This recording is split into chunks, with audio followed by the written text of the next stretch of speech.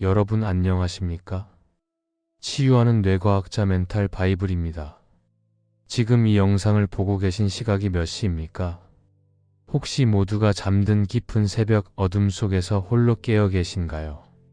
지금 여러분의 주변을 한번 둘러보십시오. 창밖은 칠흑같이 어두운데 방 안에는 오직 충전기 줄에 매달린 스마트폰의 차가운 불빛만이 여러분의 얼굴을 비추고 있지는 않습니까?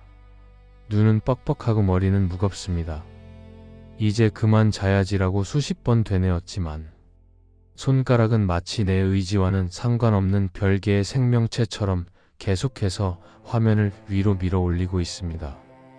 우리는 흔히 이런 모습을 보며 자책합니다.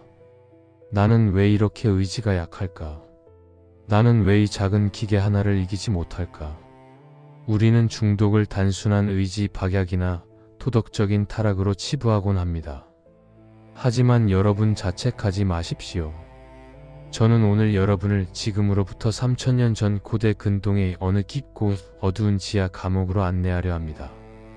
그곳에는 인류 역사상 가장 강력한 힘을 가졌으나 동시에 가장 비참하게 무너져 내린 한 남자가 앉아 있습니다. 우리가 너무나 잘 아는 이름 바로 삼손입니다. 성경 사사기 16장 21절은 그의 비참한 최후를 아주 건조하고도 잔인하게 기록하고 있습니다. 제가 읽어드리겠습니다.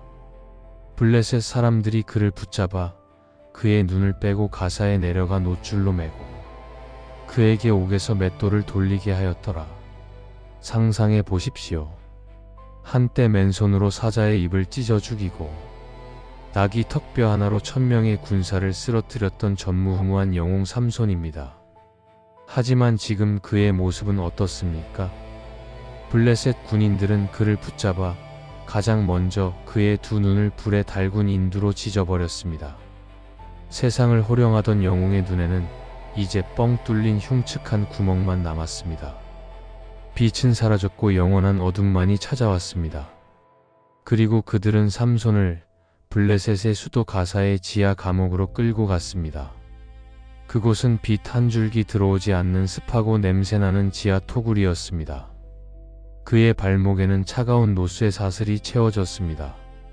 그리고 그의 앞에는 거대한 맷돌이 놓여 있었습니다. 원래는 소나 나귀 같은 짐승들이 돌려야 할 그 거대한 돌덩이를 눈먼 삼손이 짐승 대신 돌려야 했던 것입니다. 그런데 여러분 정말 소름 돋는 사실이 하나 있습니다. 현대 뇌과학자들은 눈이 뽑힌 채 지하 감옥에서 맷돌을 돌리는 이 삼손의 모습에서 2026년을 살아가는 현대인의 뇌를 봅니다. 이게 무슨 말일까요? 삼손을 묶고 있는 저 노출은 오늘날 우리를 올가매고 있는 알고리즘입니다. 그리고 그가 짐승처럼 돌리고 있는 저 맷돌은 우리가 침대에 누워 밤새도록 멈추지 못하는 무한 스크롤입니다. 오늘 이 긴 영상이 끝날 때쯤이면 여러분은 뇌과학과 영성이 만나는 지점에서 놀라운 자유를 경험하게 될 것입니다. 멈추지 않는 도파민의 맷돌을 멈추고 무너진 여러분의 전두엽과 영성을 다시 세우는 비밀을 지금부터 하나씩 풀어드리겠습니다. 끝까지 함께해 주십시오. 당신의 잘려나간 머리카락은 반드시 다시 자랄 수 있습니다. 자, 먼저 우리는 그 당시의 현장으로 조금 더 깊이 들어가 봐야겠습니다. 기원전 1100년경 블레셋의 도시 가사입니다. 지하 감옥의 공기 중에는 곰팡이 냄새와 짐승의 배설물 악취, 그리고 삼손이 흘리는 식은땀과 피 비린내가 뒤섞여 진동하고 있습니다. 이곳은 일명 그라인딩 하우스, 즉 곡식을 빻는 집이라고 불렸지만 사실은 사람의 영혼을 가루로 만드는 곳이었습니다. 시력을 잃은 삼손에게 남은 감각은 무엇이었을까요? 시각이 차단되면 청각은 극도로 예민해집니다. 그를 가장 괴롭히는 것은 육체의 고통보다 귓가를 때리는 소리였을 겁니다. 드르륵 드르륵 윗돌과 아랫돌이 맞물려 돌아가는 그 끔찍하고 단조로운 마찰음. 무거운 돌이 돌아가는 그 소리는 단순한 작업 소음이 아니었습니다. 그것은 삼손의 귀에 대고 끊임없이 속삭이는 절망의 메트로놈이었습니다. 너는 끝났다. 너는 실패자다. 너는 이제 영웅이 아니라 노예다.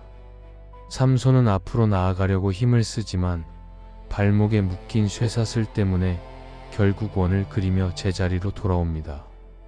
시작도 없고 끝도 없는 노동. 아무리 달려도 제자리인 원형의 감옥. 이것이 지옥이 아니면 무엇이겠습니까? 그런데 이 장면 어디서 많이 본 것 같지 않습니까? 지금 여러분의 모습을 한번 떠올려 보십시오. 침대에 누워 엄지손가락으로 스마트폰 화면을 위로 또 위로 밀어 올리는 그 반복적인 동작. 우리는 그것을 스와이프라고 부르지만 영적인 눈으로 보면 그것이 바로 현대판 맷돌 돌리기입니다. 15초짜리 짧은 영상들이 드르륵 드르륵 지나갈 때마다 우리 뇌 속의 생각이라는 곡식은 갈려나갑니다. 사고력도 갈리고 인내심도 갈리고 깊은 묵상의 능력도 갈려나갑니다. 결국 남는 것은 껍데기뿐인 멍한 뇌 상태입니다. 삼손은 맷돌을 돌려 곡식 가루라도 남겼지만 우리는 밤새 스마트폰을 돌려서 도대체 무엇을 남기고 있습니까? 피로입니까? 자괴감입니까? 아니면 퀭한 눈동자입니까? 여기서 우리는 근본적인 질문을 던져야 합니다. 도대체 삼손은 왜 그렇게 무모했을까요? 천하장사였던 그가 왜 뻔히 죽을 줄 알면서도 적국의 여인 들릴라의 무릎을 베고 잠들었을까요? 단순히 여자를 너무 좋아해서 그랬을까요? 아니면 너무 교만해서 그랬을까요? 물론 그런 면도 있겠지만 현대 뇌과학과 정신의학은 삼손을 보상결핍 증후군의 전형적인 사례로 진단합니다. 이 용어가 조금 어렵게 들릴 수 있습니다만 원리는 아주 간단합니다. 사람의 뇌에는 즐거움과 쾌락을 느끼게 하는 도파민이라는 신경 전달 물질이 있습니다. 그리고 이 도파민을 받아들이는 수용체가 있죠. 그런데 유전적으로 혹은 환경적으로 이 도파민 수용체가 부족한 사람들이 있습니다. 이들은 평범한 일상, 예를 들어 가족과의 따뜻한 대화나 산책, 소소한 성취감 같은 것에서는 도파민이 거의 나오지 않습니다. 항상 뇌가 배고픈 상태인 겁니다. 만족을 모르는 뇌를 가지게 된 것이죠. 그래서 이들의 뇌는 주인을 닥달합니다. 더 센 거 없어, 더 짜릿한 거 없어 하고 말이죠. 그래서 이들은 평범한 행복을 견디지 못하고 더 위험한 도박, 더 자극적인 성적, 쾌락, 목숨을 건 싸움을 찾아 헤맵니다. 이것을 전문 용어로 자극 추구 성향이라고 합니다. 삼손의 일생을 한번 복기해 보십시오. 그는 나시린으로 태어나 술과 시체를 멀리해야 했지만 금지된 포도원에 들어갔습니다. 죽은 사자의 시체에서 꿀을 찍어 먹었습니다. 블레셋 사람들과 목숨을 건 수수께끼 내기를 했습니다. 사람들은 이것을 영웅의 혹이라고 불렀지만 뇌과학자의 눈에는 다르게 보입니다. 이것은 뇌가 비명을 지르며 도파민을 달라고 아우성치는 일종의 자가 투약 행위였습니다. 그렇다면 오늘날 우리는 어떻습니까? 틱톡 릴스, 유튜브 쇼츠, 이 숏폼 콘텐츠들을 뇌과학자들은 디지털 코카인이라고 부릅니다. 1분도 안 되는 그 짧은 시간에 기승전결의 자극을 뇌에 쏟아붓습니다. 우리의 뇌는 점점 더 강한 자극, 더 충격적인 썸네일, 더 선정적인 제목이 아니면 반응하지 않는 상태가 되어갑니다. 마치 팝콘이 튀어오르듯 즉각적인 자극에만 반응한다고 해서 팝콘 브레인이라는 별명까지 생겼습니다. 삼손이 맨손으로 사자를 찢어야만 희열을 느꼈듯이 우리는 자극적인 영상을 보지 않으면 불안해서 견딜 수 없는 상태, 바로 도파민 내성의 단계에 이미 진입한 것입니다. 자, 여기서 등장인물 한 명을 더 조명해 보겠습니다. 삼손을 파멸로 이끈 여인 들릴라입니다. 여러분은 들릴라를 어떻게 생각하십니까? 단순히 예쁜 악녀일까요? 뇌과학적으로 볼 때 들릴라는 인류 역사상 가장 정교한 심리 조작 기술자였습니다.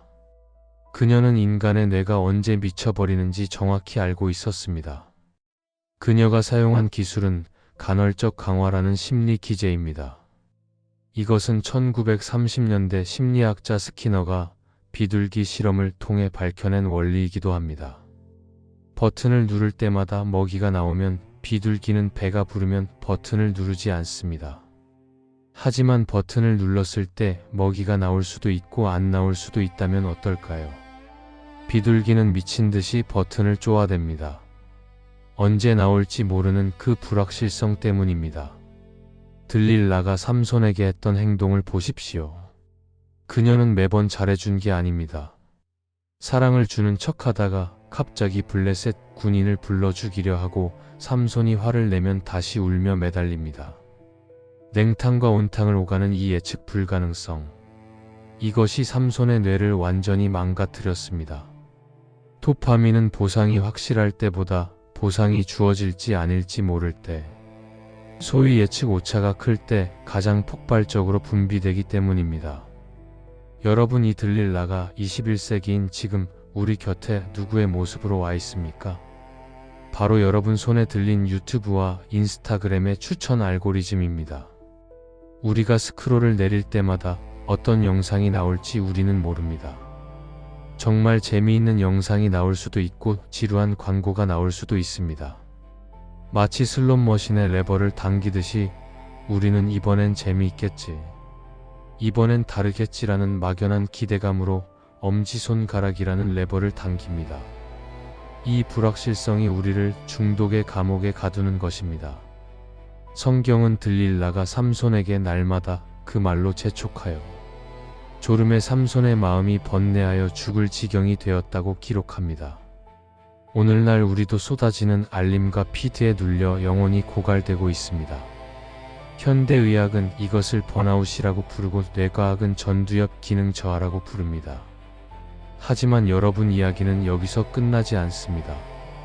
만약 삼손이 감옥에서 비참하게 죽었다면 저는 오늘 이 이야기를 꺼내지도 않았을 겁니다. 다시 가사의 지하 감옥으로 돌아가 봅시다. 모든 것을 잃은 삼손. 눈은 멀었고 힘은 사라졌고 명예는 땅에 떨어졌습니다.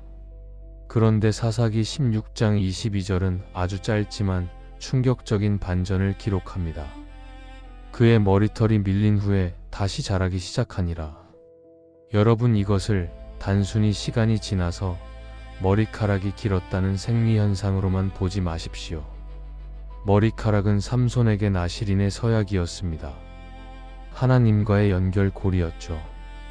머리카락이 다시 자란다는 것은 끊어졌던 하나님과의 접속이 다시 시작되었다는 영적인 신호입니다. 그리고 뇌과학적으로 이것은 신경가소성의 기적을 상징합니다. 우리의 뇌는 딱딱하게 굳은 돌덩이가 아닙니다. 진흙처럼 말랑말랑해서 죽을 때까지 변할 수 있습니다. 이것이 신경가소성입니다.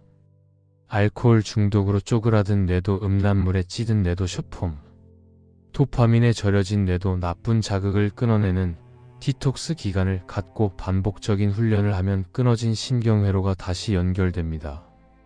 역설적이게도 가사의 지하 감옥은 삼손에게 형벌의 장소였지만 동시에 최고의 도파민 디톡스 센터였습니다.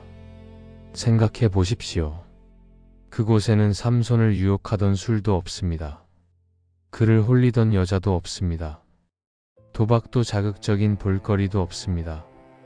시각 정보가 완전히 차단된 암흑 세상입니다.